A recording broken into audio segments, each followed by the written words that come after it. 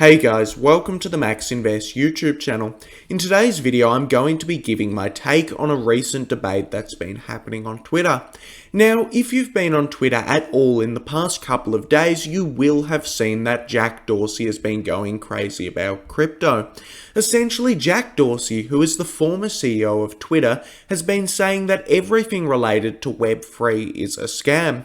Now, Jack Dorsey basically believes that all cryptocurrency except Bitcoin is Web3, and he considers everything else except for Bitcoin a scam. And I do think that Jack Dorsey's take is very redundant and he has a very bad take.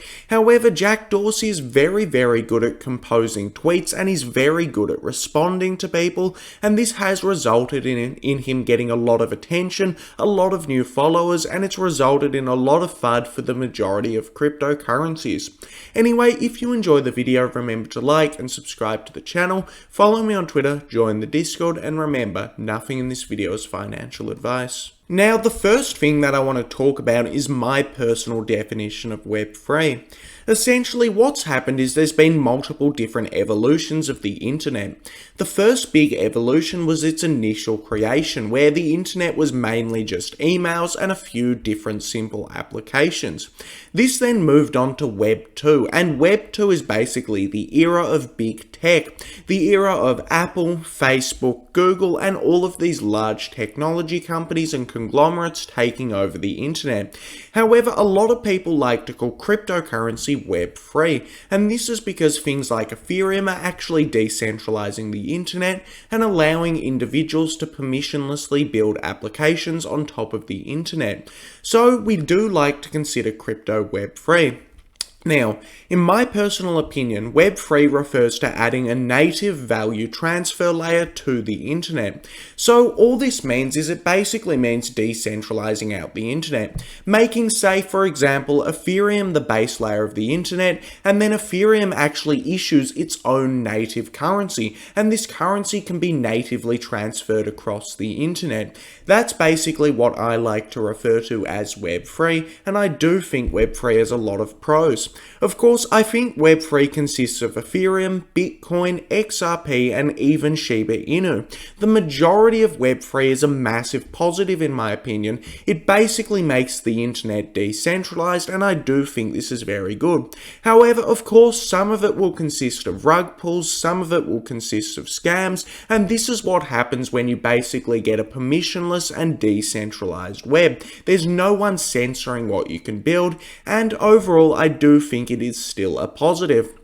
Now, a lot of people in the Bitcoin camp have been distancing Bitcoin from Web3. They've been saying that Web3 refers to all of these smart contract cryptocurrencies such as Ethereum, however Bitcoin is not a part of it. Of course, I do disagree with it, however we will take a look at some of their arguments. As we can see, Jack Dorsey started off with a tweet saying you don't own Web3. The VCs and liquidity providers do. It will never escape their incentives. It's ultimately a centralized entity with a different label.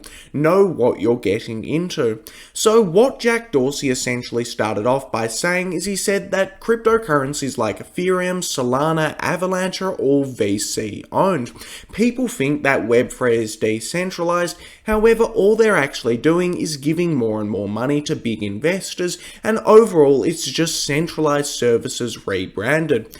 Now, I disagree with this on multiple levels, however we'll continue to take a look at some of Jack's tweets.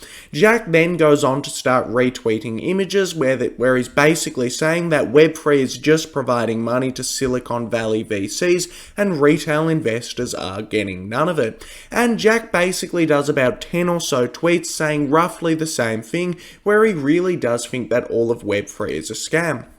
As we can see, a lot of people are responding to Jack and saying that he's just anti-Ethereum. However, Jack clarifies and he says, I'm not anti-ETH. I'm anti-centralized, VC-owned, single point of failure and corporate-controlled lies. If your goal is anti-establishment, I promise you it isn't Ethereum. Don't believe or trust me, just look at the fundamentals. So as we can see, Jack Dorsey is basically still calling Ethereum a scam and saying that he doesn't like any of these services. services. Now, I'm going to get into some of my rebuttals about why I do think Jack is very wrong. Chainlink God puts it very well here. He says Ethereum didn't have VCs. It's not centralized, it doesn't have centralized points of failure, and there's no corporate controlled lies here. Essentially, what Jack's doing here is a pretty common debating tactic. It's where you basically make up a whole bunch of things about something and you don't give any evidence to support those claims. It basically allows you to say anything, and if enough people like it, enough people start to believe it. Of course, this is all very, very wrong what Jack's saying, and it simply doesn't make much sense. Chainlink God then goes on to say, if you look at the fundamentals, you'll see $154 billion of total value locked in Ethereum, 31 million daily users, and thousands of decentralized applications with many fairly distributed tokens to their users. Ethereum really is a very good crypto, and it is sad to see Bitcoin maximalists blindly attacking it. Now, as we can see, someone goes on to say Ethereum had a pre-mine. Where do you think all of that money went? And Chainlink God then went on to respond and say where it all went. A small allocation to the Ethereum Foundation, a small allocation to specified individuals, the majority of the coins mined, and a public sale of the Ether token. Of course, this is nothing like what a lot of the Bitcoin maximalists say, and overall Ethereum is very, very fairly distributed. Now, I do think that Jack has a very small point here to make about VCs. There are a few cryptocurrencies such as Solana where VCs have a very, very large stake.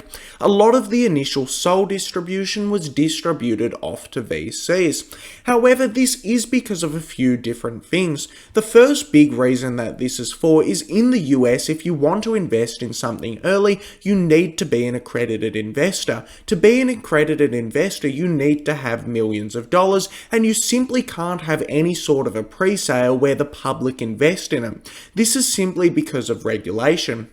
Of course, Ethereum didn't have much of a pre-sale, and this was because Ethereum was a lot smaller and crypto was a lot smaller back in 2014.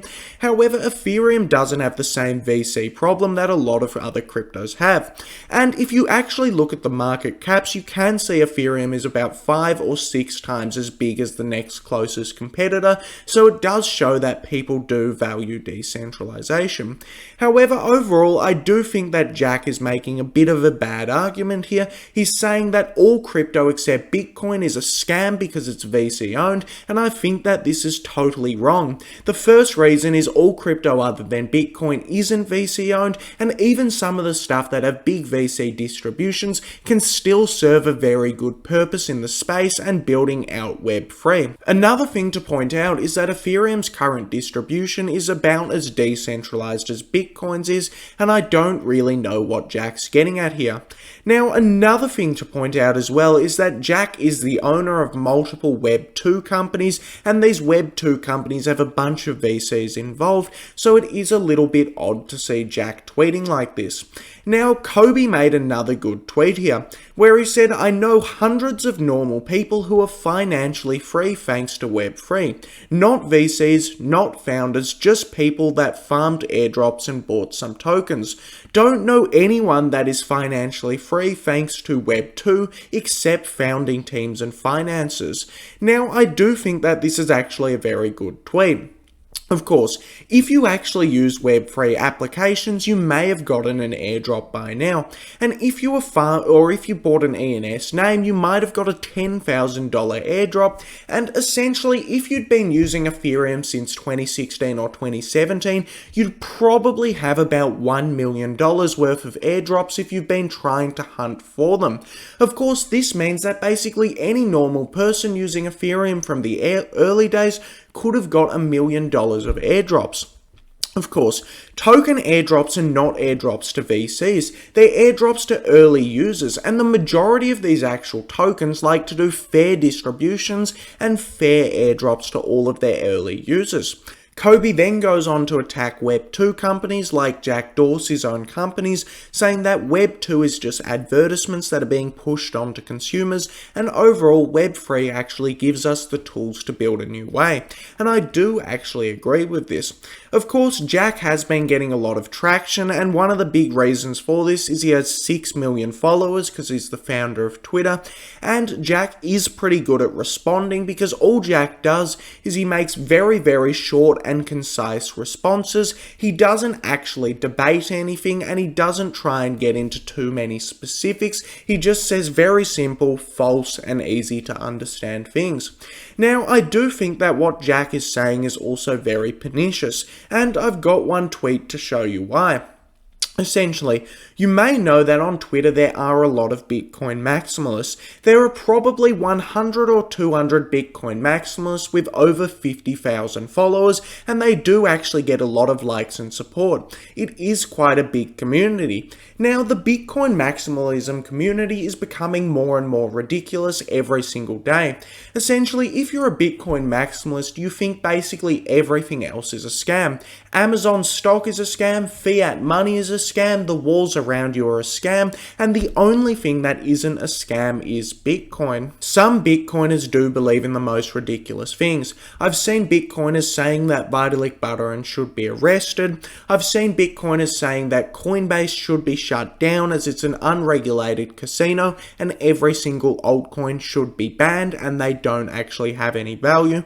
And overall, I do think it's very ridiculous. Grubels, who is a Bitcoin maximalist, made a tweet right here.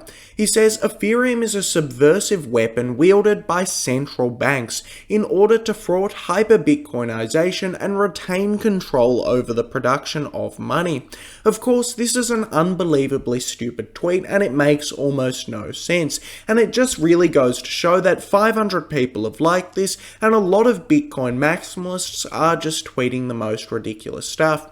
I do think that when Jack starts tweeting things like this, all he's doing is exacerbating Bitcoin maximalism right now, which really isn't good for the space and isn't good for innovation at all. A lot of Bitcoiners say that all of the people in the old world who don't understand Bitcoin just aren't seeing the new technology. However, it is amazing to see that the most closed-minded people right now are Bitcoin maximalists. They refuse to accept that anything else exists or anything else is not a scam. 100% of your money needs to be in Bitcoin, otherwise there's something wrong with you. And overall, this is a very, very weird perspective to have. Anyway, this brings us to the end of the video. If you enjoyed my rant, remember to like and subscribe to the channel, and thanks for watching the video.